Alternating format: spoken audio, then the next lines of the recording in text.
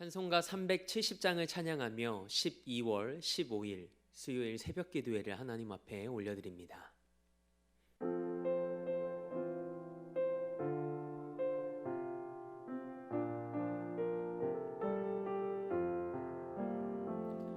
주 안에 있는 나에게 단 근심이 있으랴 십자가 밑에 나가 내 짐을 풀었네. 주님을 찬송하면서 할렐루야 할렐루야 내 앞길 멀고 험해도 나 주님만 따라가리. 그 두려움이 변하여 내 기도 되었고 전날의 안숨 변하여 내 노래 되었네. 주님을 찬송하면서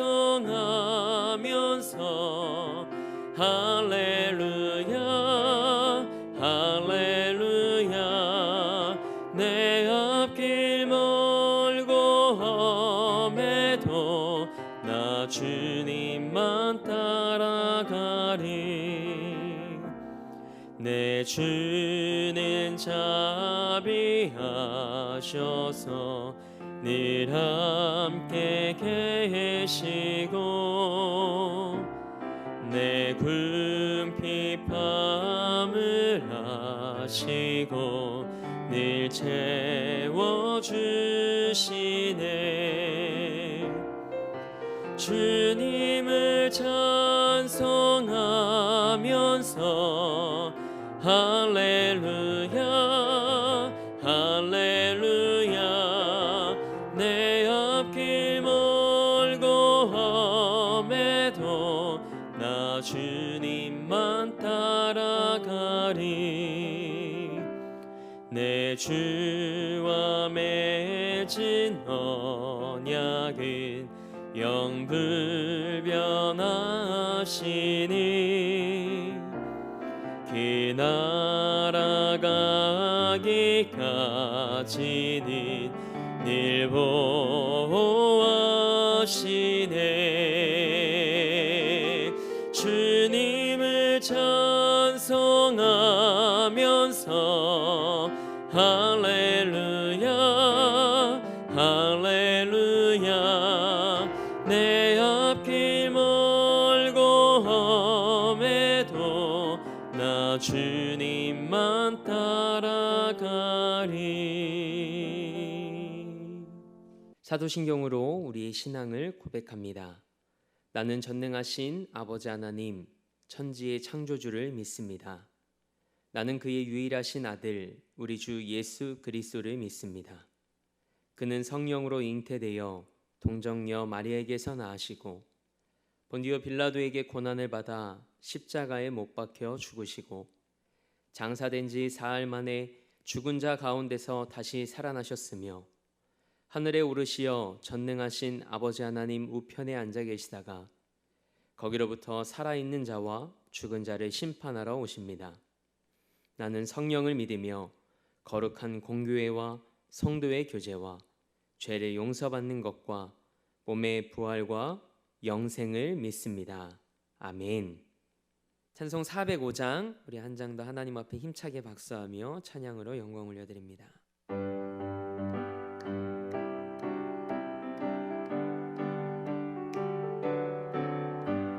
주의 친절한 팔에 안기세 우리 맘이 평안하리니 항상 기쁘고 복이 되겠네. 영원하신 팔에 안기세 주의 팔에 그 크신 팔에 안기세 주의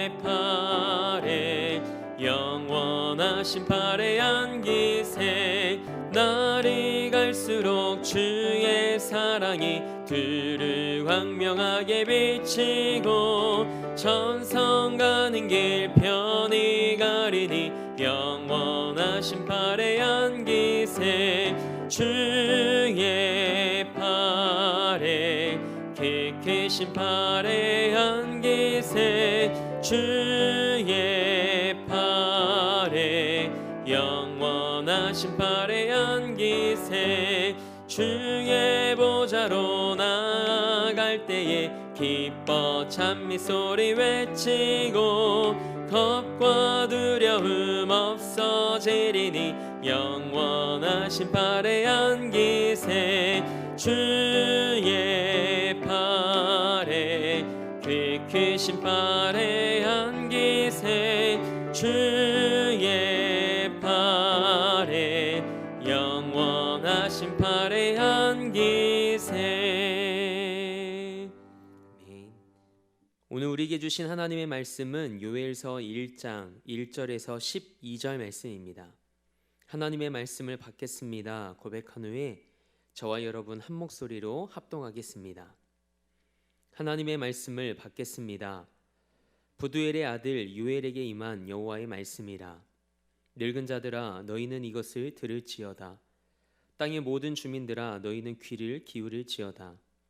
너희의 날에나 너희 조상들의 날에 이런 일이 있었느냐? 너희는 이 일을 너희 자녀에게 말하고 너희 자녀는 자기 자녀에게 말하고 그 자녀는 후세에 말할 것이니라. 팥종이가 남긴 것을 메뚜기가 먹고 메뚜기가 남긴 것을 느치가 먹고 느치가 남긴 것을 황충이 먹었도다. 취하는 자들아 너희는 깨어 울지어다. 포도주를 마시는 자들아 너희는 울지어다. 이는 단 포도주가 너희 입에서 끊어졌음이니 다른 한 민족이 내 땅에 올라왔음이로다. 그들은 강하고 수가 많으며 그 이빨은 사자의 이빨 같고 그 어금니는 암사자의 어금니 같도다. 그들이 내 포도나무를 멸하며 내 무화과 나무를 긁어 말갛게 벗겨서 버리니 그 모든 가지가 하얗게 되었도다. 너희는 처녀가 어렸을 때에 약혼한 남자로 말미암아 굵은 배로 동이고 애곡함 같이 할지어다. 소재와 전제가 여호와의 성전에서 끊어졌고 여호와께 수종드는 제사장은 슬퍼하도다. 밭이 황무하고 토지가 마르니 곡식이 떨어지며 새 포도주가 말랐고 기름이 다하였도다. 농부들아 너희는 부끄러워할지어다. 포도원을 가꾸는 자들아 곡할지어다. 이는 밀과 보리 때문이라. 밭의 소산이 다 없어졌음이로다. 포도나무가 시들었고 무화과 나무가 말랐으며 석류나무와 대추나무와 사과나무와 밭의 모든 나무가 다 시들었으니 이러므로 사람의 즐거움이 말랐도다. 아멘. 하나님의 말씀으로 새로운 하루를 시작하는 사랑하는 성도님들의 삶에 하나님의 회복의 은혜가 임하길 축복합니다. 오늘은 때를 분별하고 돌이키는 삶이라는 제목으로 하나님의 말씀 함께 나누기 원합니다.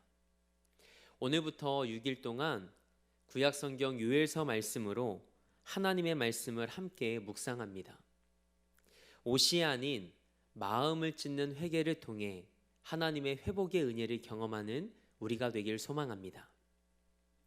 요엘서는 12권의 소선지서 가운데 두 번째 책입니다. 이런 요엘서에는 다른 선지서에 나타나지 않는 독특한 몇 가지 특징이 있습니다. 먼저는 요엘서가 언제 쓰여졌는지에 대한 명확한 언급이 없습니다. 본문 1절 말씀을 함께 읽어볼까요? 부두엘의 아들 요엘에게 임한 여호와의 말씀이라. 아멘. 일반적으로 표제에는 그 성경의 장르나 예언자에 대한 소개 그리고 역사적인 배경이 기록되어 있습니다. 그런데 요엘서 1장 1절 말씀은 그런 내용을 담고 있지 않습니다. 요엘서 기록 시기에 대한 다양한 의견이 있지만 가장 유력한 것은 바벨론 포로에서 돌아온 후 에스라와 니에미야 시대에 쓰여졌을 것이라는 추측입니다. 왜냐하면 요엘 선지자가 예루살렘과 성전은 언급하는데 왕에 대한 언급은 하지 않기 때문입니다.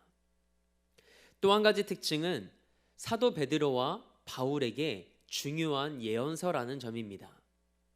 사도행전 2장 오순절 사건에서 사도 베드로가 인용하여 전하는 말씀이 바로 요엘서 2장 28절에서 32절 말씀입니다. 그리고 사도 바울도 로마서에서 누구든지 주의 이름을 부르는 자는 구원을 얻으리라는 말씀을 인용하여 구원의 보편성을 선포합니다. 그렇다면 요엘 선지자는 어떤 인물일까요? 그 이름의 뜻은 여호와는 하나님이시다입니다. 마치 그 이름을 반영이라도 하듯 요엘서 2장 17절 말씀과 요엘서 3장 17절에 반복되어 기록되는 말씀이 있습니다. 내가 너희 여호와 하나님인 줄 알리라. 아멘. 어제까지 함께 나눴던 사사기 말씀에 대한 해답처럼 느껴집니다. 요엘서 말씀을 통해 하나님이 우리의 하나님이심을, 하나님 없이는 살아갈 수 없는 존재임을 고백하는 우리의 삶이 되길 원합니다. 요엘서 1장 2절에서 4절 말씀은 들을지어다, 귀를 기울일지어다와 같은 명령형으로 시작합니다. 요엘 선지자가 가장 먼저 소환한 대상은 늙은 자들과 땅의 모든 주민들입니다. 유다 백성들이 경험하고 있는 일들은 전례 없는 일이었고 충격적이며 두려운 일이었습니다. 3절 말씀은 3대를 통해 이 재앙을 계속 전달해야 함을 말합니다.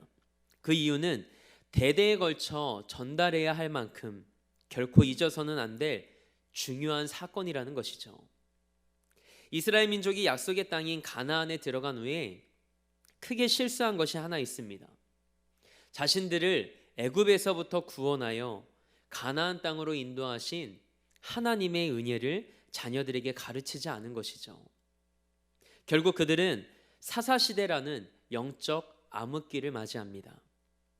그래서 다음 세대를 영적으로 바로 세우는 일이 얼마나 중요한지 모릅니다. 여러분의 자녀들에게 마땅히 가르칠 것을 가르칠 수 있길 바랍니다. 이제는 신앙교육이 가정에서부터 이루어지지 않으면 우리의 아이들은 하나님의 말씀을 떠나 살아갈 수밖에 없는 시대가 되어버렸습니다. 때문에 요엘 선지자는 선포합니다. 자녀에게 말하고 또 후세에게 말하라. 모든 사람이 귀를 기울여야 하는 말이라고 강하게 선포합니다. 4절 말씀은 그 내용이 메뚜기 재앙임을 말합니다. 그들이 경험하고 있는 충격적인 일은 메뚜기 떼의 공격이었습니다. 여기서 말하는 메뚜기 떼는 강력한 이방 군대의 침략에 대한 상징적인 표현이 아니라 실제로 그 땅을 덮쳤던 메뚜기 떼를 의미합니다. 메뚜기를 의미하는 단어들 중에 요엘 선지자는 4개의 단어를 사용합니다. 먼저 팥중이는 어린 메뚜기를 의미합니다.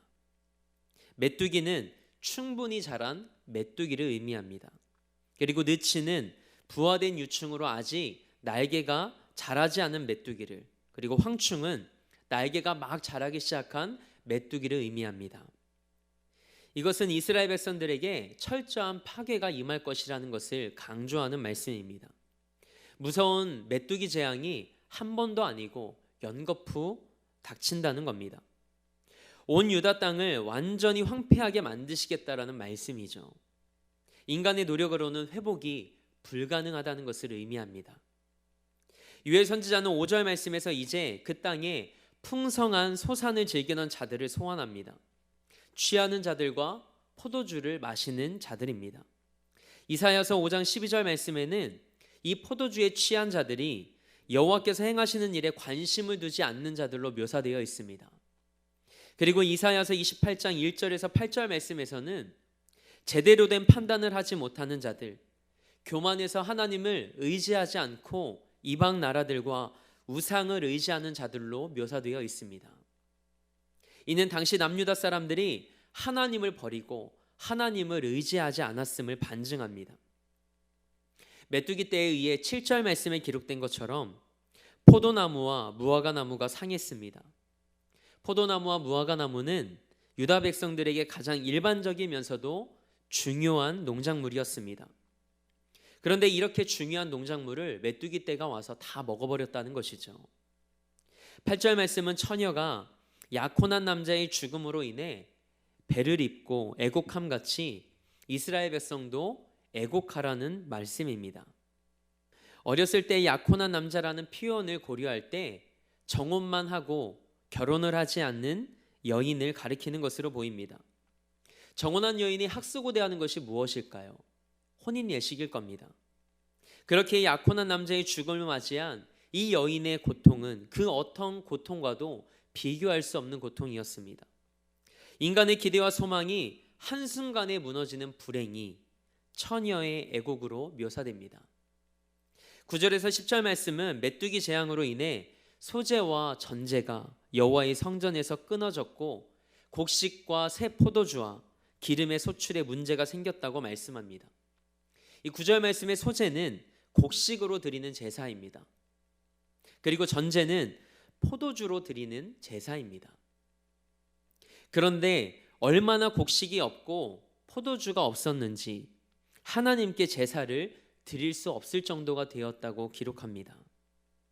이는 하나님의 심판이 성전에까지 임했음을 말씀하고 있는 겁니다. 하나님과의 영적인 교제가 중단되고 삶의 모든 기반이 무너져 버렸습니다. 마치 오늘을 살아가는 우리의 모습처럼 보입니다. 그리고 12절 말씀은 이 단락의 결론입니다. 이러므로 사람의 즐거움이 말랐도다. 이스라엘 백성 모두가 슬퍼하지 않을 수 없는 상황입니다. 자연재해로 인해 사람이 기뻐할 만한 모든 것이 모조리 사라지고만 비참한 심판의 말씀입니다. 이 말씀은 우리가 살아가고 있는 이 시대를 떠오르게 합니다. 하나님은 지금도 수많은 징조를 통해 말씀하십니다. 그래서 하나님의 뜻을 분별할 줄 아는 지혜가 우리에게 필요합니다. 사람들은 보통 예언을 미래에 일어날 일을 미리 예고해 주는 말로 생각합니다.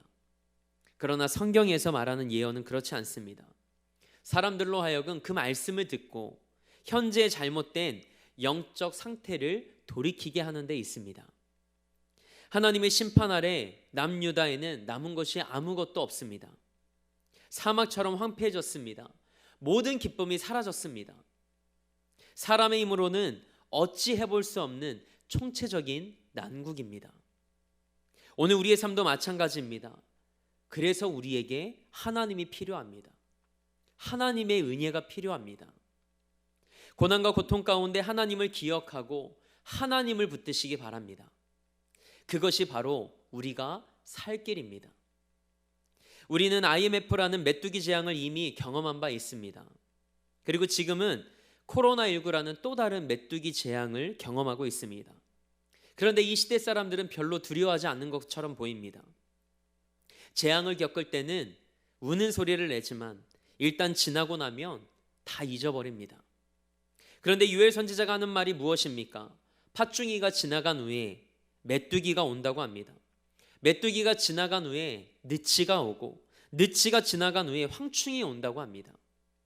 하나님과의 관계가 바로 회복될 때까지 계속 반복해서 하나님은 우리에게 경고의 메시지를 주신다는 말씀입니다. 한 번의 어려움을 넘겼다고 안심하지 말라는 말씀이죠. 하지만 오늘 말씀을 묵상하는 가운데 우리가 진짜 무서워해야 하는 재앙이 무엇인지 하나님이 제게 깨닫게 하셨습니다. 예배를 드려도 감동이 없고 은혜가 없을 때입니다. 하나님께 찬송을 드려도 기쁨이 없을 때입니다. 사업이 부도나고 재산이 사라지는 것보다 훨씬 더 무서운 재앙입니다. 경제적인 메뚜기 재앙보다 더 무서운 영적 메뚜기 재앙입니다. 코로나19로 인해 통곡하고 기도하면서도 영적으로 고갈되어 가고 은혜를 잃어가고 있다는 사실을 깨닫지 못하고 있는 것이 우리의 현실은 아닌가요? 코로나19의 장기화 속에 하나님과의 관계를 다시금 점검하며 마음을 찢는 회개를 통해 회복의 은혜와 다시 살리시는 하나님의 은혜를 경험할 수 있길 축복합니다. 메뚜기 떼의 습격과 같은 코로나19를 통해 이 시대에 우리에게 말씀하시는 하나님의 마음과 뜻을 분별할 수 있는 사랑하는 성도님들의 삶이 되길 축복합니다. 회복과 부흥은 때를 분별하고 돌이켜 마음을 찢는 회개로부터 시작됩니다. 오늘 우리의 하루가 그런 하루가 되길 주님의 이름으로 축원합니다. 함께 기도하겠습니다. 하나님, 오늘을 살아가는 우리에게 필요한 분은 하나님입니다. 우리의 모든 즐거움이 말라버린 이 시대 속에서 오직 하나님만을 우리의 기쁨과 소망으로 여기게 하옵소서. 하나님의 뜻을 분별하는 지혜가 우리 안에 임하기를 원합니다.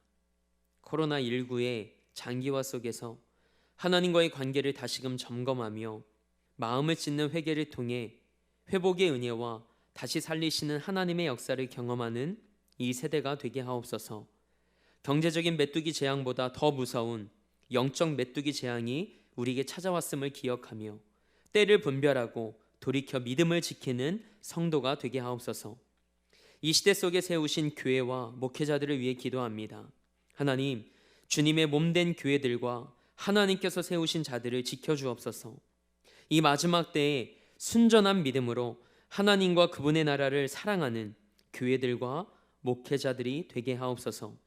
그리고 사랑하는 성도들의 삶과 가정과 일터를 지켜주시길 원합니다. 무엇보다 코로나로 인하여 힘겨워하는 이들을 기억하셔서 그들에게 하나님의 다함없는 은혜와 오늘을 살아낼 힘과 용기를 허락하여 주옵소서. 오늘도 삶의 자리를 성전 삼아 미디어 예배로 이 하루를 시작합니다. 오늘 하루의 삶 속에서 하나님을 만나고 하나님과 온전히 동행하는 하루가 되게 하옵소서. 그렇게 일하실 하나님을 기대하며 우리 삶의 목적 되시고 이유 되신 우리 주 예수 그리스도의 이름으로 기도합니다. 아멘. 하늘에 계신 우리 아버지, 아버지의 이름을 거룩하게 하시며 아버지의 나라가 오게 하시며 아버지의 뜻이 하늘에서와 같이 땅에서도 이루어지게 하소서. 오늘 우리에게 일용할 양식을 주시고 우리가 우리에게 잘못한 사람을 용서하여 준 것 같이 우리 죄를 용서하여 주시고 우리를 시험에 빠지지 않게 하시고 악에서 구하소서. 나라와 권능과 영광이 영원히 아버지의 것입니다. 아멘.